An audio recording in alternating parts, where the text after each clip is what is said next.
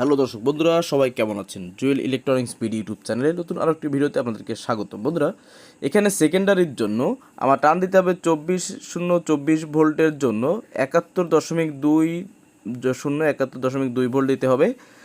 তো সেখানে আমি 72 ধরে নিলাম। আর 12 ভোল্টের জন্য দিতে হবে হচ্ছে 35 টান। সেক্ষেত্রে আমার 12 বের হয়ে যাবে। তো এখন আমি এখানে দেখুন 17 নম্বর তার যে তারটা আছে, এই তারটাতে দেখেন এখানে দিয়ে দিছি, অর্থাৎ একটা তার জোড়া নিয়েছি, যাতে করে এখানে তামার লুপ আর কি বের করবো না, আমরা তারের লুপ বের করব। তো প্রথমে একটা প্যাচ দিয়ে নিতে হবে।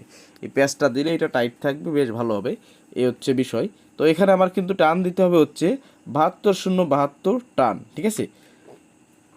সেক্ষেত্রে আমি 24 ভোল্ট পাবো আমাদের হিসাব অনুযায়ী, যেহেতু এই সূত্রটা আমি নিজে তৈরি করেছি বা আমি রিসার্চ করে বের করেছি।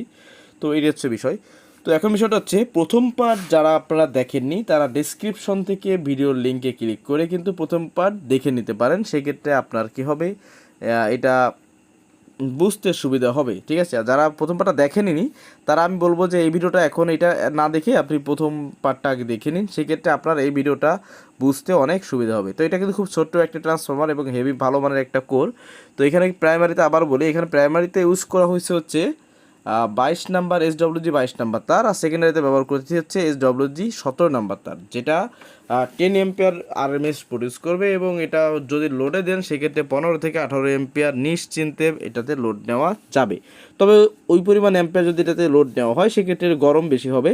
আর যদি 10 এম্পিয়ার 12 এম্পিয়ার অ্যাভেলেবেল লোড নেন সেক্ষেত্রে এটা গরমের সেরকম হবে না এবং খুব সুন্দর সার্ভিস এটা দিয়ে যাবে, ঠিক আছে।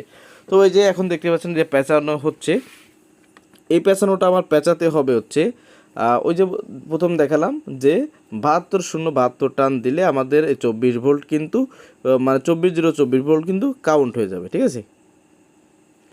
তো বন্ধুরা দেখেন, আমি এখানে একটা ওয়েভ পেঁচিয়ে নিলাম, মানে আপনার 0.24 আগে পেঁচিয়ে নিলাম, কারণ আমার এখানে 24 পেঁচাতে হবে। তো সেক্ষেত্রে যেহেতু এখন সিঙ্গেল ওয়েভ বা হাফ ওয়েভ উঠছে সেক্ষেত্রে এখানেই হবে। তো বন্ধুরা, আমি এখানে আপনাদের সিরিজে মানে কারেন্টের লাইন দিয়ে এটাকে একটু মেপে দেখাবো যে আমার কত টান আসছে, ঠিক আছে।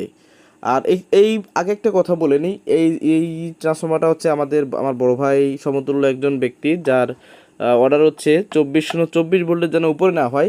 তো আমি এখানে কিছু ভোল্টেজ কম রাখবো, ঠিক আছে। তো দেখি আমাদের 72 টান, অর্থাৎ 72 প্যাচে আমার কত ভোল্ট আসছে, এটা কিন্তু আগে দেখতে হবে। তো বন্ধুরা 24.68 ভোল্ট আসছে। আচ্ছা, আপনারাই বলেন, কারেন্টের ভোল্টেজ তারতম্যর কারণে বা অন্য কিছুর কারণে বা হিসাবে সামথিং একটু ব্যাসকমের কারণে 24 ভোল্টের জায়গায় যদি আমার 24.67-68 ভোল্ট আসে, এটা কিন্তু কোনো ভুল না। হ্যাঁ, তো এখন কারেন্টের ভোল্টেজটা একটু দেখাই আপনাদের 230-32 এরকমের আছে। এ হচ্ছে কারেন্টের ভোল্টেজ, এখনকার ভোল্টেজ। তো এই ভোল্টেজে যেহেতু এটা পাচ্ছি, তো আমি এখান থেকে কিছু পেঁয়াজ কমিয়ে নিব। কিছু পেঁয়াজ কমিয়ে নিয়ে আমি এটাকে 24-এর নিচে করবো, যাতে 35-40 ভোল্টে যেন 24+ ভোল্টেজ আমার না হয়। এই দিকটা কিন্তু অবশ্যই খেয়াল রাখতে হবে। তো লাইনটা খুলে দিলাম। এখন এটাকে আমার কিন্তু গ্রাউন্ড উঠাতে হবে। গ্রাউন্ড উঠিয়ে তারপর হচ্ছে আমার আরও 72টা প্যাচ দিতে হবে। তো এখানে আমি কয়েকটা প্যাচ কিন্তু আসলে কমিয়ে দিয়েছি, যদিও আপনাদেরকে এখানে আমি দেখাই নাই। এটা ভিডিও লাস্টে আপনারা যখন এটা মেজারমেন্ট করা হবে তখন আপনারা বুঝতে পারবেন, ঠিক আছে। কারণ যেহেতু এখানে ব্যাপারটা হচ্ছে কি, যে 24-এর ওভার হলে ওই সার্কিটটা হচ্ছে একটা ক্লাস ডি সার্কিট। তো যদি ভোল্টেজটা একটু বেশি হয়ে যায় সেক্ষেত্রে এটা কেটে যাওয়ার সম্ভাবনা, যার কারণে আমরা 24 সামথিং মাইনাস রাখবো।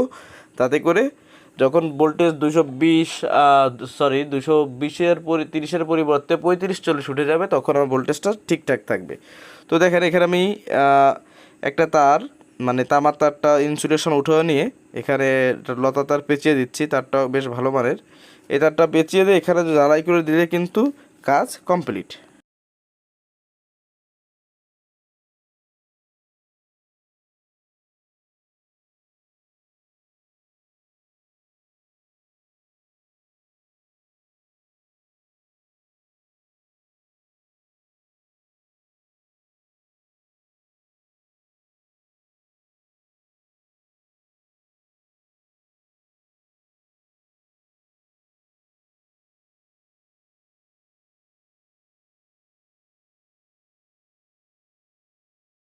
তো বন্ধুরা, আমি এখানে করে নিলাম, আপনার গ্রাউন্ড উঠে নিলাম। এখন আমার আবারও বাকি প্যাচগুলো কমপ্লিট করে চার্জারটার ওয়াইন্ডিং শেষ করতে হবে। হ্যাঁ, তো আপনারা কিন্তু অবশ্যই কিন্তু প্যাচানোর সময় একটা জিনিস লক্ষ্য রাখবেন যে প্যাচের পরে যেন প্যাচ না ওঠে, এবং আমার একটা লেয়ার শেষ হয়ে গেলে আরেকটা লেয়ার যেন আমি আপনার করি যে মানে স্টেপিং করে তারপর যেন প্যাচগুলো দিতে পারি। ঠিক আছে, তো আমি এখন বাকি প্যাচগুলো দিয়ে কমপ্লিট করে আপনাদেরকে দেখাচ্ছি যে কি অবস্থায় আছে কিনা।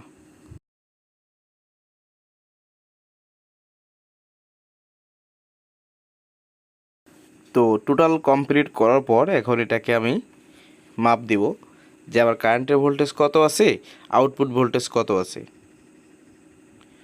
তো এখানে কারেন্টের ভোল্টেজ আছে আপনার 232-এর মতো,